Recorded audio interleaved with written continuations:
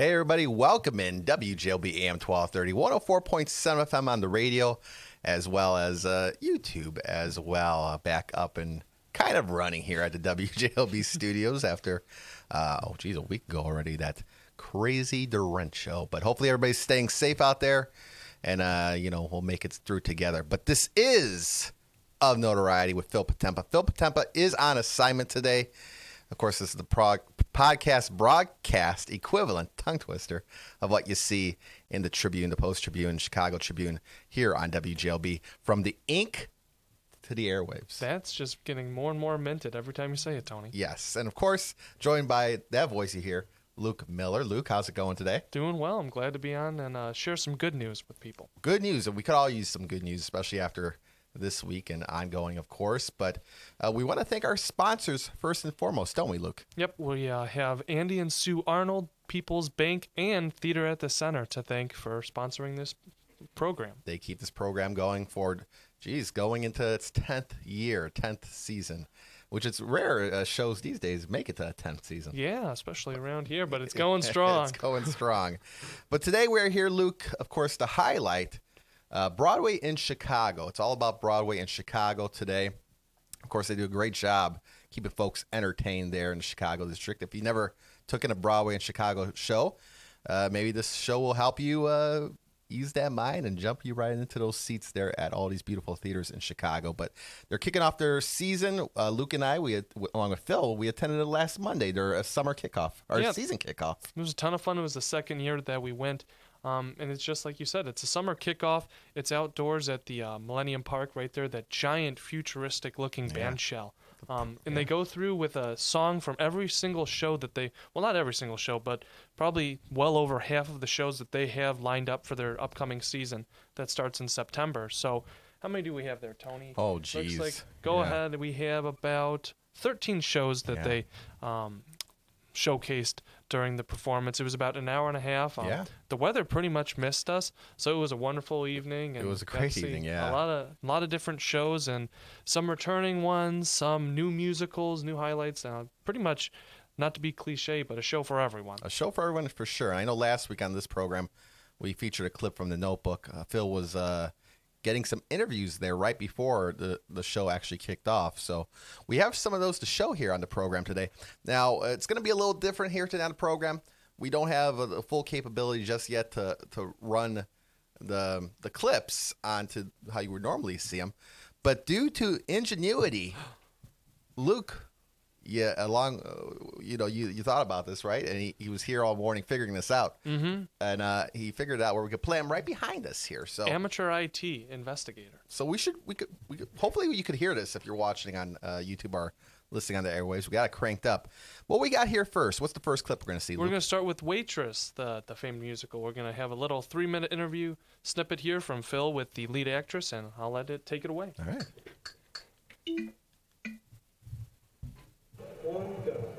Hi, Phil Potempa here for Of Notoriety from Post-Tribune, Chicago Tribune Media. We come to you directly from Millennium Park for an exciting Monday night when Broadway in Chicago takes over the Millennium stage to give a preview of some of the fantastic shows that await for the new season and to lure subscribers. We're joined by one of the all-star Spotlight cast members of the Broadway tour, Waitress. Samantha, thank you for joining us. Of course, happy to be here. This is Samantha Lane Shrugs.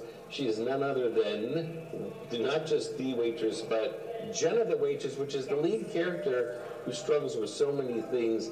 I think of the hit movie that was, first of all, made me hungry from all the different pies she was able to create, but also such a telling story. Were you fairly familiar with the movie, or no, because it came out a while, that was part of your homework? I actually wasn't so familiar with the movie quite yet, but the musical is something that I have grown up on, and I know so many people are such big fans of this musical. I mean, it's music by Sarah Bareilles. Like, people really, really love this show, myself included. This is actually the 10th anniversary tour, so we're really celebrating just how long this musical has been around, and it's just become so prolific and beloved, and it's my personal all-time favorite. 10 years, I can't believe it's already been a decade. When you were first doing auditions, or your agent or your publicist was working on this, was it always Jenna, or there were a couple roles that you were maybe in tune for? Actually, this was a pretty interesting process on my end. Back in May, I was in for the female ensemble and had never heard anything. And I just happened to show up at an open call, and one of the producers walked in, collected my headshot and resume, and 20 minutes later, I had a tape in my inbox from my agent. And that was when it was, from there on, it was Jenna. That is a fairy tale. What a great story. It just like dropped out of the sky. The story itself is so compelling. There's humor to it. There are serious moments. It's so telling, and as I mentioned, there's a lot of prop pies because this is her expertise, her area. At times, I've got a couple of those have got to at least be somewhat edible, where at least you can pretend you're spooning something. But that's tricky because you're also doing dialogue, too. So does that take its own choreography? Well, you know what? We actually haven't started rehearsals yet, and so I'm really looking forward to seeing how they're going to put this show together. A lot of our members were part of the original all-female team, which is really, really incredible. So I'm sure that they're going to do a really great job bringing all of this to life. And I'm secretly hoping that there's going to be some edible pie involved. I really like a sweet treat. I love an apple pie. I'm very much hoping. But yeah, I'm not a great baker, but I'm not the worst in the world. So I feel like I can put some of my skills to the test here. Certainly. And we should mention that waitress for the Broadway tour will be coming through Chicago, so there's plenty of time for tickets. You kick off that national tour what month? How much? We're right now in August. How much longer? We're going to be back in October 13 to 18 at the Nederlander. That is a whirlwind. Now, the final fun question: in all of your years, sometimes when folks are just starting out in the world of theater, there might be some bartending or waitressing that goes on the side. Did you ever have to lift a tray, or no? Not yet. I was a server at the U.S. Open roughly a year ago today, handing out all 3 kinds of pizza that we had. Other than that, I've had some like part-time and full-time retail jobs here and there, lots of boutiques. So I understand the customer service experience. Absolutely. Thank you so much, Samantha. Thank you.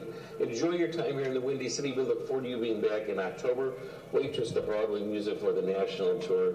Again, we have an appetite for all things Broadway. Get your tickets at BroadwayInChicago.com. There you have it. It's kind of like a Mystery Science Theater thing if we kind of sit here like this, and we won't add our commentary during the clip. But how about that? Waitress making its return here, Broadway in Chicago. Not one I'm too familiar about, Luke. I'm not really either, but it does say right good. here that it's the 10th anniversary and running October 13th through 18th. So you only have 1 week to look at it, and it's at the Nederlander Theater, one of the famed theaters downtown. Yeah, so check that out, Waitress. And next up here, one that I probably have more familiarity with, Jersey Boys, which is the story of basically of Frankie Valli and the Four Seasons. Exactly, and Frankie Valli has been in the news. Yes. Little bit of infamy. Is he retiring? Is he not? The brother getting involved. Brother's getting involved now. Bobby Valli, Frankie Valli, of course, still out there. 93, I think, for Frankie Valli. And he's 92, 93. He still gets on stage, but he says he's not retired. But you know what? The Jersey Boys continue on regardless whether Frankie decides to step down or not. But this is just a huge one. I mean, this is probably, would you say, one of the most popular shows of all time, Luke. Exactly, and those red suits are iconic. Once you see those, you know what show you're getting into. So with that, let's show the clip. This is Jersey Boys with Phil Potempa.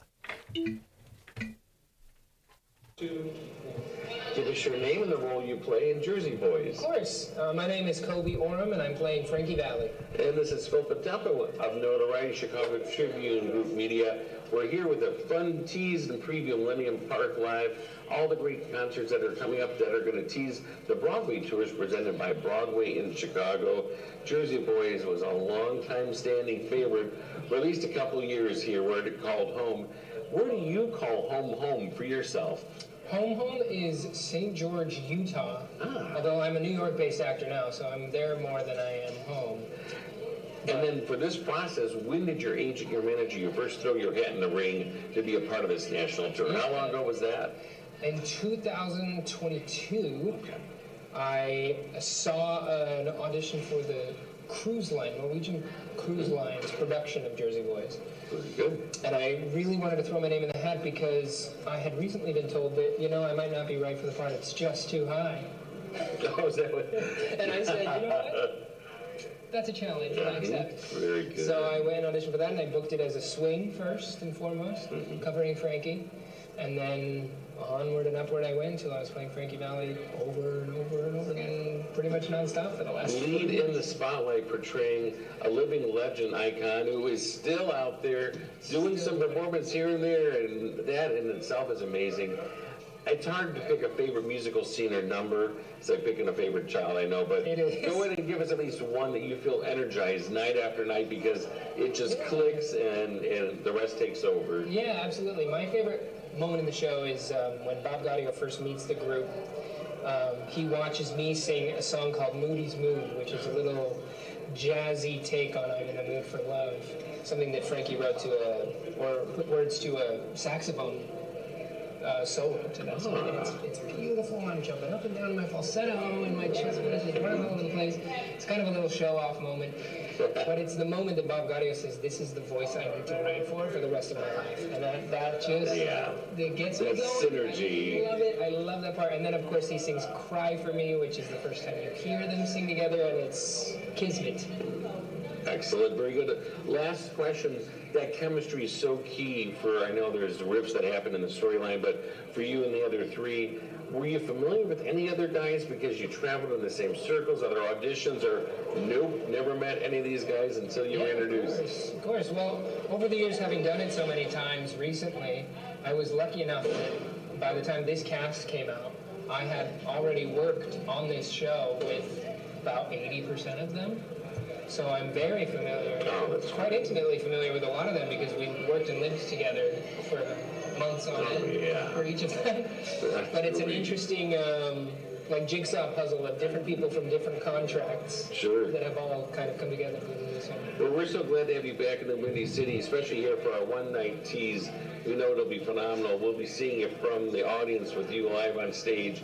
Thank you again and enjoy your time in the Windy City. And thank you, Phil Potempa, coming to you from Millennium Park. Stay tuned and remember, ticket subscriptions, BroadwayInChicago.com. Of course. Thanks, Phil. Move right back in there just like that. Jersey Boys, of course, always popular, and proves probably be very popular once again, Luke. Oh, I'm sure, and there will be no lip syncing at this show. No, it's no. Gonna be Are the you real deal. applying that Frankie Valli? I'm not saying anything. Some do say. Who are we to say for sure? That show's running November 10th through the 22nd, so you have a couple weeks to see that, and that'll be at the CIBC Theater, famously known as the Schubert Theater. Perfect. And, of course, up next, a clip we have to feature, The Who's Tommy. Now, The Who's Tommy. Saw this once before. It's making its Broadway in Chicago debut, though. Yes. Yeah. A premiere, shall we say? Or am I believe I'm correct on maybe. that. I think I am correct on that, by the way. No, because I know we saw it. Phil and I saw it one time, and it wasn't on Broadway just yet. And now it is on Broadway with Broadway in Chicago. The Who's Tommy kind of takes you around. Of course, people probably know the song Pinball Wizard, all about Tommy, the movie Tommy, and this is the Broadway adaptation of that. But it's basically the soundtrack of The Who, which one of the greatest rock bands of all time. Saw the actual band once before a few years back with my dad. It was a great show.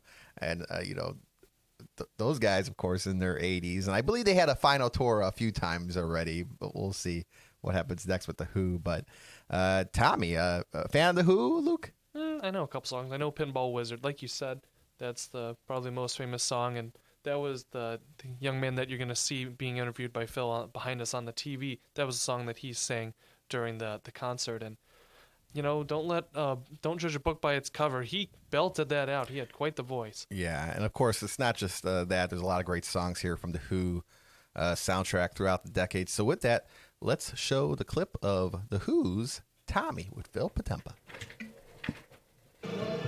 Hi, this is Phil Potempa, columnist for Chicago Tribune Media and the Post-Tribune, and of course of Notoriety.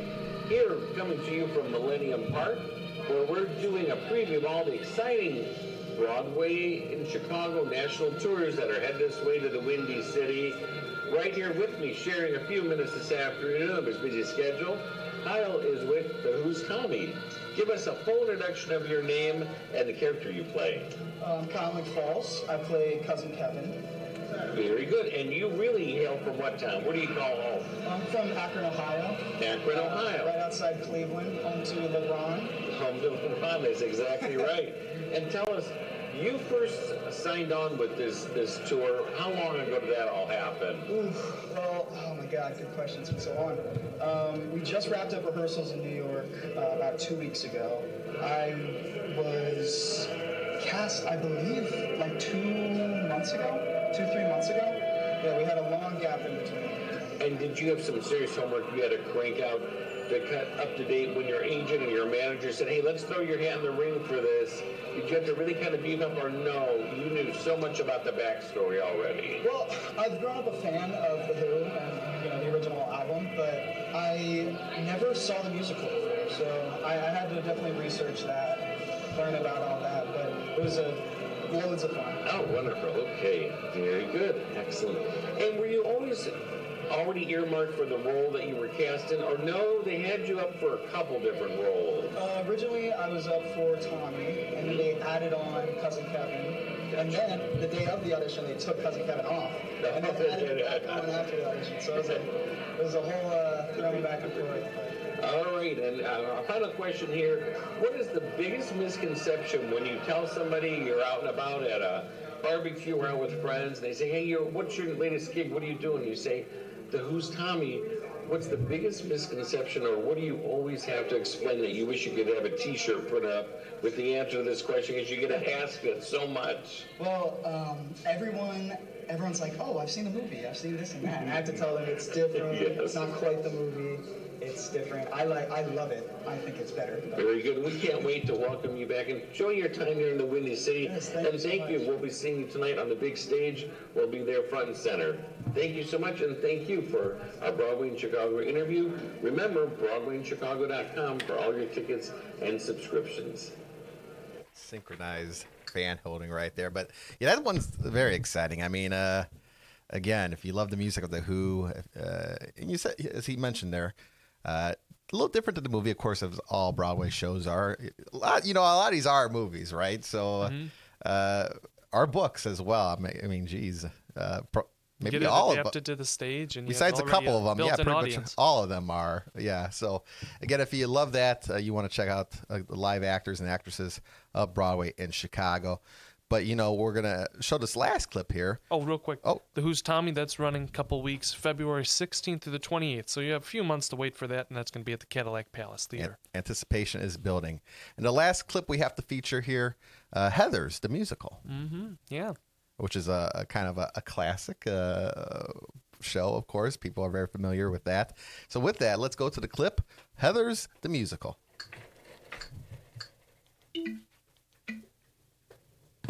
Very good. Yeah, and my name is Sarah Albazali. I'm also currently in the New York company, and I understudy Veronica. And do you both hail and come from New York proper, or no, you have other hometowns from way back when? I'm originally from Denver, actually. Denver? Yeah.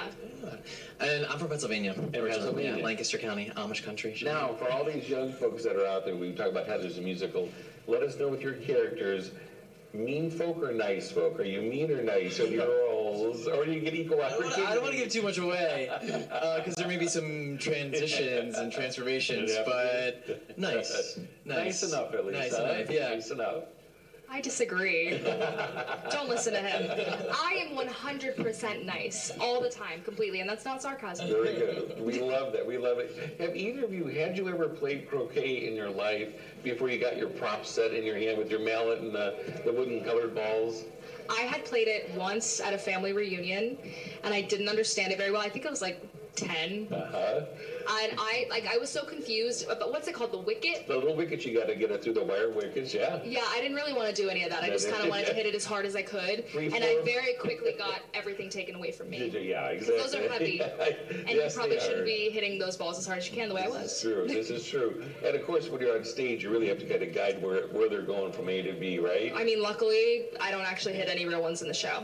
You don't have Just a and how sound about- cue. There is choreo. There's choreo with the mallets, I which was is wondering if hard. there was some blocking or choreograph to go with it as well.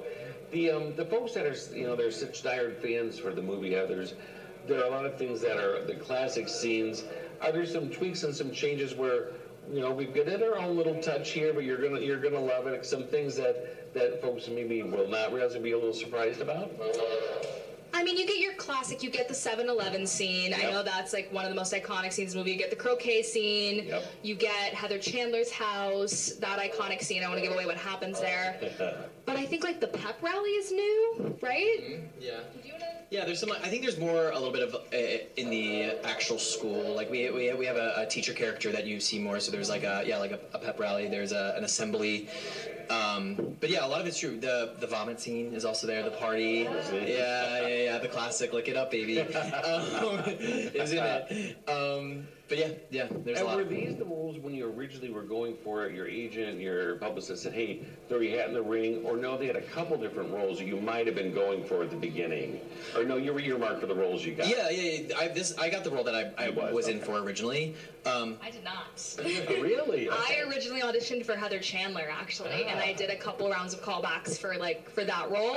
And then like halfway through my audition process, they sort of redirected me. And I do still cover Heather Chandler, but my primary job is Veronica.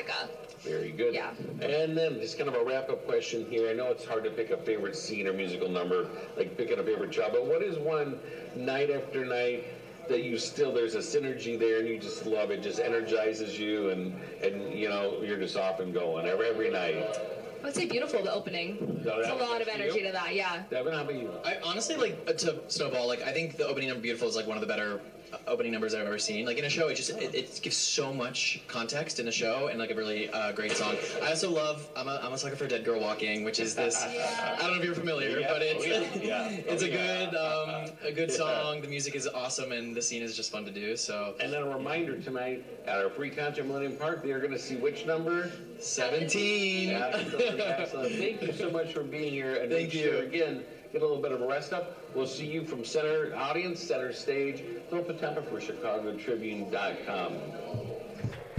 There you have it. Heather's the musical, which plays, Luke. I was ready all the other times. He's ready. Now he's going to get ready once again here. Of course, all these shows you could check out Broadway in Chicago. .com for everything, and Facebook and Instagram. That's a ways away. This one's June 8th through June 20th. So right, you have plenty of playing to do. That'll be at the Schubert CIBC Theater. But again, of course, Notebook just wrapped up. The Outsiders, Jekyll and Hyde, Dirty Dancing, Operation Mincemeat, Waitress, Jersey Boys, The Sound of Music, which can't be, one of the biggest of all time. Hills Are Alive. Maybe Happy Ending, The Who's Tommy, The Bodyguard. Jesus, Whitney Houston. That's got to be one you got to see. The music of her. The Lion King, of course, a fan favorite, and Heather's the musical. Again, check them all out. BroadwayInChicago.com. Luke, any faves you see on the list? Oh, Sound of Music looks great. Jersey Boys, like we talked about, and Tommy kind of seems interesting too, because I do like the Who's music. There you have it. So again, BroadwayInChicago.com. Lynette. Will you be taking any shows, you think? Anything interest you here? Again, Lion King, The Sound of Music, Dirty Dancing. Anything? My mom's a big fan of Dirty Dancing. Dirty Dancing. She's having a time of her life, or as the song goes. But again, lots of great entertainment opportunities coming this year in Chicago. Luke, I don't know. Anything else we should touch on here? Well, those are, again, about maybe a little more than half of the shows. There are other ones. You can check the website, BroadwayInChicago.com, to get a full listing. I think they're still announcing some, right? Some announcements made soon. So. Yeah, they still have plenty to announce. But go ahead, BroadwayChicago.com, to get a look at when those shows are running, dates, times, and purchase your tickets in advance. And again, it's always a great time to take in some theater, of course.